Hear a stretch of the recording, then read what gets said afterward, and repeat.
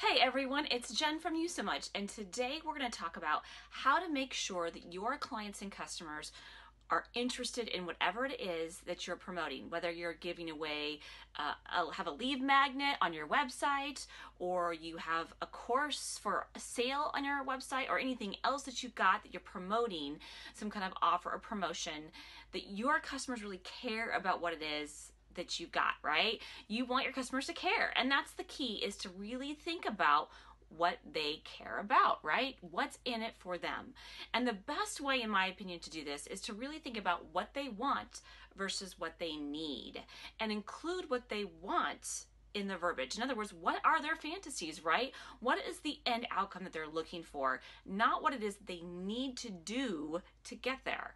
So let me give you an example. I have a client who is a health and career coach, and a lot of her clients are basically time-starved corporate executives who really just don't have time to do anything and really just want some quick solutions so that they can stop feeling so overwhelmed and so stressed out and like out of energy all the time. And so I was creating a lead magnet for her website. And one of the things that I noticed that a lot of other people in her space were doing were giving away things like a guided meditation or 5 steps to relax during the day, something like that, right? And these things are things that her customers really need. They really need a guided meditation to eventually get to what they want, which is more time, more energy, less stress, less feeling of overwhelm, right? A meditation's a great probably thing that they should be doing. And that's probably why so many people in her space are doing that. But the thing is the client doesn't really care about a guided meditation, at least not yet. They really just want something to help give them more time, to give them more energy. They don't give a hoot about the meditation.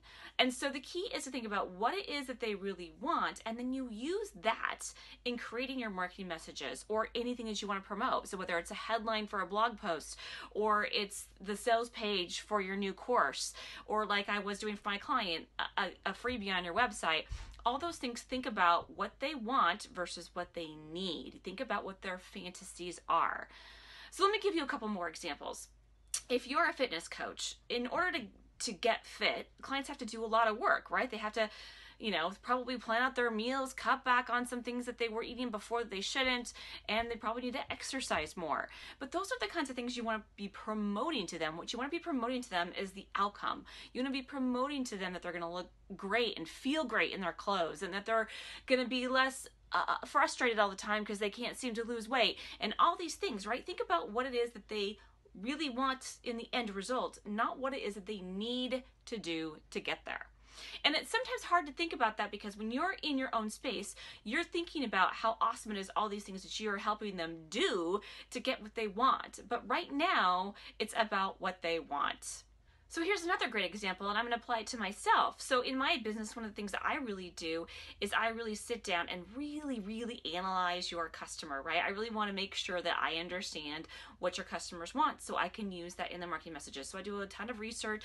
I use my magic to really understand their, underlying desires, their secret desires and fantasies.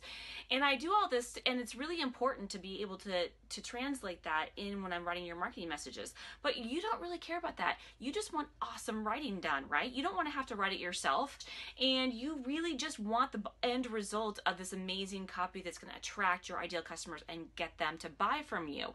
You don't care about the process. So that's not what I'm going to be talking about in my marketing messages. Another example is if you are somebody who's teaching somebody how to cook dishes that look beautiful. Maybe it's a cake decorator, for example. What you're going to be talking about is how awesome a cake is going to be at the end, that they can present at a birthday party and be the hero of the party, right? So you got to be thinking about, again, what it is that they really want, what's the end result that they are looking for, what their fantasies are, not what it is that they need to do to get there. So now you might be wondering, how the heck am I supposed to figure this out? So there are 2 big ways that I recommend that you do this. The first way to do this is to meet them where they're at. And what I mean by that is really think about what journey they've been to get there at that moment in time. So for example, when I was writing that lead magnet for my client, and I recommended that she didn't use a guided meditation, that's something that maybe if a customer was a little bit further along the sales process, maybe her target customer has been getting emails from her over time and has been getting tips and tricks and is kind of a little bit further along, and maybe that's a bonus that she could include in a course that she has. And as a bonus, that might be something that's really perfect, because then they're like, okay, yeah, I need a meditation, this is a great bonus.